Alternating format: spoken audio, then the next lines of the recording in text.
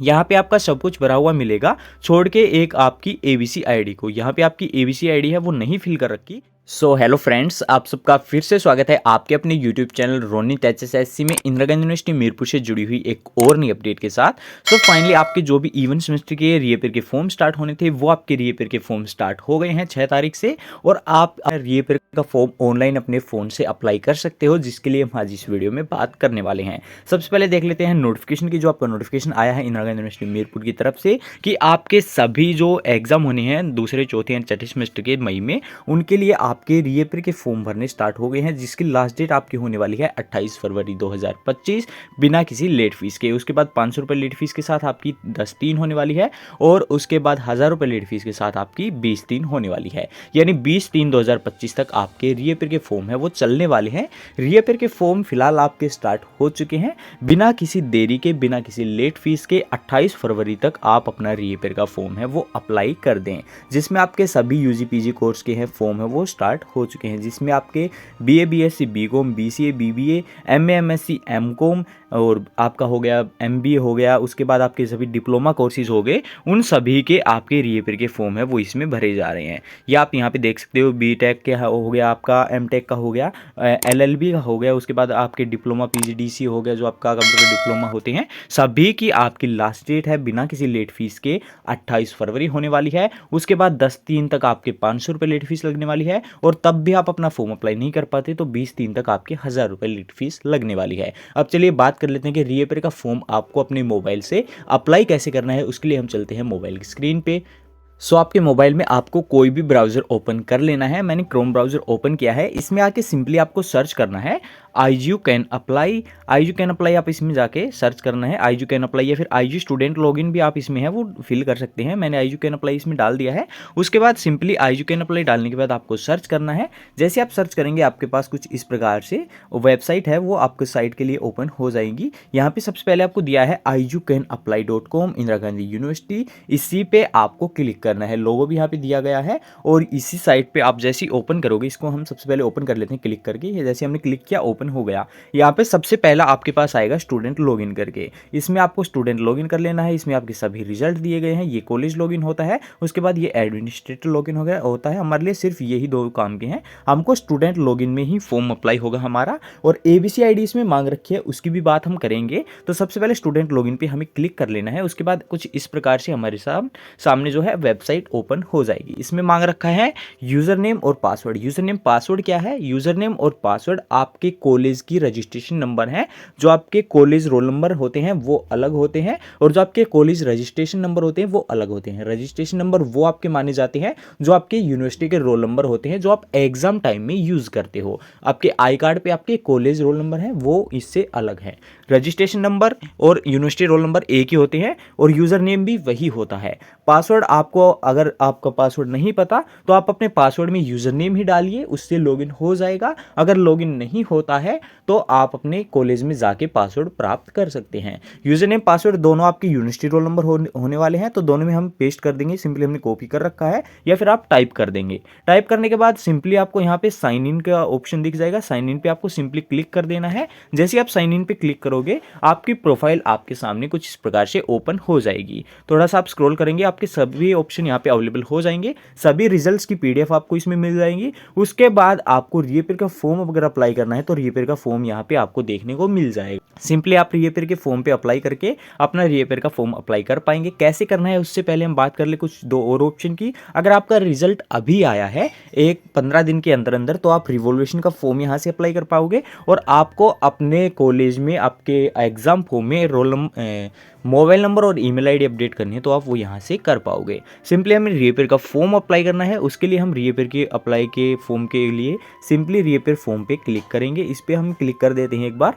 उसके बाद जैसे ही आप इस पर क्लिक करोगे आपके सामने कुछ इस प्रकार से सरफेस ओपन हो जाएगा। इसमें सिंपली आपको कोर्स सेलेक्ट करना है। सबसे पहले में कोर्स जो आपका होने वाला है सेमेस्टर, इंस्टीट्यूट, और उसके बाद आपका स्टूडेंट टाइप। सभी ऑप्शन इसमें फिल नहीं करना, सिलेक्ट करना है। जैसे आप कोर्स पे क्लिक करोगे कोर्स की लिस्ट आपके सामने ओपन हो जाएगी। जैसे बीए, तो हमारे पास बीए थी तो बीए हमने डाल दी। उसके बाद सेमेस्टर, किस सेमेस्टर के लिए अप्लाई करनी है? दूसरा, चौथा, छठा, 8वां, 10वां। इवन सेमेस्टर के फॉर्म चले हुए हैं, पहले तीसरे पांचवे के अभी स्टार्ट नहीं हुए हैं। तो सिंपली हमें जिस भी सेमेस्टर का फॉर्म अप्लाई करना है वो सेमेस्टर हम इसमें सिलेक्ट कर लेंगे। इंस्टीट्यूट किस कॉलेज में आप स्टूडेंट हो, वो एक ही कॉलेज इसमें आएगा, वो हमें यहाँ से सिलेक्ट कर लेना है। उसके बाद स्टूडेंट टाइप पे आपको क्लिक करना है। यहाँ पे आपको रीअपेयर सिंपली सिलेक्ट कर लेना। जैसे आप रीअपेयर यहाँ पे सिलेक्ट करोगे उसके बाद सभी आपका फिल हो चुका है। नीचे प्रोसीड का ऑप्शन दे रखा है, प्रोसीड के ऑप्शन पे एक बार हम क्लिक कर देंगे। जैसे प्रोसीड के ऑप्शन पे आपने क्लिक किया, कुछ इस प्रकार से आपके पास 3 स्टेज ओपन हो जाएंगी। यहाँ पे आपका कुछ ओपन नहीं है, यहाँ पे सभी इनकम्प्लीट स्टेटस आपके दिखा रखे हैं। ये भी इनकम्प्लीट, ये भी इनकम्प्लीट, ये भी इनकम्प्लीट। कंप्लीट करने के लिए हमें सिंपली यहाँ पे जाना होगा। यहाँ पे आपके एप्लीकेशन डिटेल पे सबसे पहले आप क्लिक करोगे, जैसे ही एप्लीकेशन डिटेल आपकी ओपन हो जाएंगी। यहाँ पे आपका सब कुछ भरा हुआ मिलेगा, छोड़ के एक आपकी एबीसी आईडी को। यहाँ पे आपकी एबीसी आईडी है वो नहीं फिल कर रखी। एबीसी आईडी आपको कैसे बनानी है उसके लिए लिंक नीचे डिस्क्रिप्शन में अवेलेबल करवा दिया गया है, वहां से जाके आप सिंपली अपनी एबीसी आईडी बना सकते हो। तो इसके लिए आपको एबीसी आईडी इसमें डाल देंगे। एबीसी आईडी डालने के लिए एबीसी आईडी सबसे पहले आपको बनानी पड़ेगी। बनाने के लिए आपको सिंपली वहां पर जाना पड़ेगा। उसके बाद आपकी एबीसी आईडी है वो बन जाएगी। सिंपली हमने एबीसी आईडी बना ली है, यहाँ पे हम डाल देते हैं एबीसी आईडी। एबीसी आईडी हमने यहाँ पे अपनी डाल दी। डालने के बाद नीचे सेव एंड कंटिन्यू का ऑप्शन आपको देखने को मिल जाएगा। सिंपली सेव एंड कंटिन्यू पे हम क्लिक कर देंगे। जैसे आपने सेव एंड कंटिन्यू पे क्लिक किया, नेक्स्ट स्टेज अपने आप आपके पास ओपन हो जाएगी। सो दूसरी स्टेज पे हम आ गए। यहाँ पे आपका होने वाला है कुछ इस प्रकार से रीअपेयर फॉर्म, यानी आपके किस किस सब्जेक्ट में रीअपेयर है वो सब्जेक्ट यहाँ पे आपको ऑटोमेटिक सेलेक्ट, आप इन्हें अनसेलेक्ट या फिर सिलेक्ट नहीं कर सकते खुद से। तो इन सब्जेक्ट्स में आपके रीअपेयर होने वाली है जो सब्जेक्ट यहाँ पे दिखाए गए हैं। आप अपने रिजल्ट से मैच भी कर सकते हैं। उसके बाद यहाँ पे आपको मिलेगा सबमिट एंड कंटिन्यू का option. Simply submit and continue पे आप एक बार टैप कर देंगे। लेकिन उससे पहले आप बात कर रहे थे एबीसी आईडी की, तो उसके लिए लिंक डिस्क्रिप्शन में अवेलेबल करवा दिया है, आप वहां से जाके देख सकते हो। जैसे हमने सबमिट एंड कंटिन्यू किया, हमारे पास प्रीव्यू का ऑप्शन आ गया। अब यहाँ से आप अपना फॉर्म है वो मैच कर सकते हैं। मैच तो क्या करना, आप देख सकते हैं कि आपके सब्जेक्ट में या फिर आपके नेम में, फादर नेम में, मदर नेम में कुछ मिस्टेक तो नहीं है।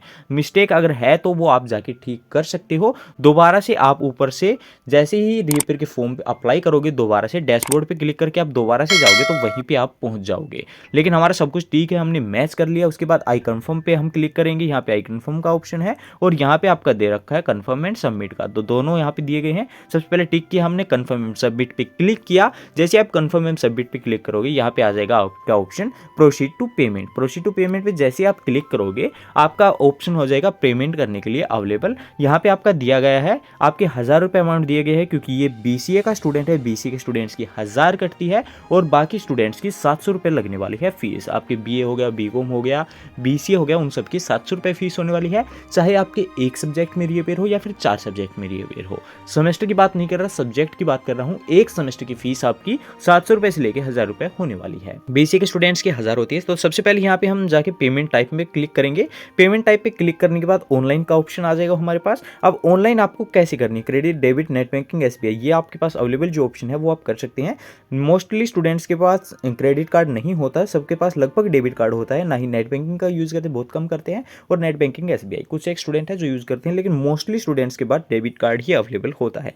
सिंपली डेबिट कार्ड पे क्लिक करेंगे, आपके पास यहाँ पे फीस हो जाएगी 1000, आपकी 20 रुपये, 21 रुपये आप मान लीजिए, तो यहाँ पे आपकी हो जाएगी। उसके बाद आपको सिंपली यहाँ से प्रोसीड टू पे का ऑप्शन यहाँ पे अवेलेबल करवाया गया है। सिंपली प्रोसीड टू पे पे हम एक बार क्लिक करेंगे और आपको कार्ड की डिटेल फिल करने के लिए ऑप्शन अवेलेबल हो जाएगा। उससे पहले आपको बोलेगा कि आप ऑनलाइन करेंगे, नीचे आपको जाके डिटेल मैच करनी है और पे एंड नाउ पे एंड सबमिट एप्लीकेशन पे क्लिक करना है। जैसे आप इस पर क्लिक करोगे, आप पे नाउ करने के लिए कार्ड डिटेल आपको इसमें डालनी होगी। तो ये कुछ इस प्रकार से आपके पास आ गई है। अभी यहाँ से आपको कैसे पेमेंट करनी है वो आप समझदार खुद हैं ही। पेमेंट करने के लिए आप यहाँ पे सबसे पहले कार्ड के ऑप्शन पे क्लिक कर देंगे। जैसे आप कार्ड के ऑप्शन पे क्लिक करोगे, यहाँ पे आपका card number, month, date, year, आपके सीवीवी नंबर वो आपको यहाँ पे पूछ लेगा। जैसे आप सब कुछ इसमें फिल कर दोगे, उसके बाद कंटिन्यू पे क्लिक कर देंगे हम सिंपली, और आपकी पेमेंट आपकी हो जाएगी। बहुत से स्टूडेंट्स का क्या होता है कि फीस पे करने के बाद उनकी यहाँ पे दिखा देगा कि आपने जो है अपनी पेमेंट है वो कंप्लीट नहीं की।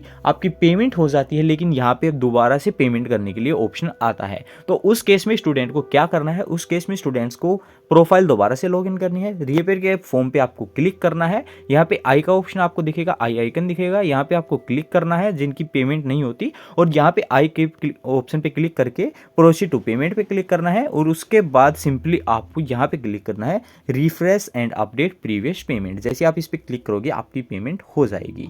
यहाँ पे दिखा देगा आपकी पेमेंट सक्सेसफुली अगर पे आपकी हो गई है तो, अगर नहीं हुई है तो आप 7 दिन का वेट कीजिए, उसके बाद दोबारा से आप पेमेंट करने की कोशिश कीजिए और अपने कॉलेज ऑफिस में ज़रूर पता कर ले कि फ़ी आपकी हुई है या नहीं हुई। फिलहाल के लिए इस वीडियो में इतना ही। Thanks for watching, have a good day, take care.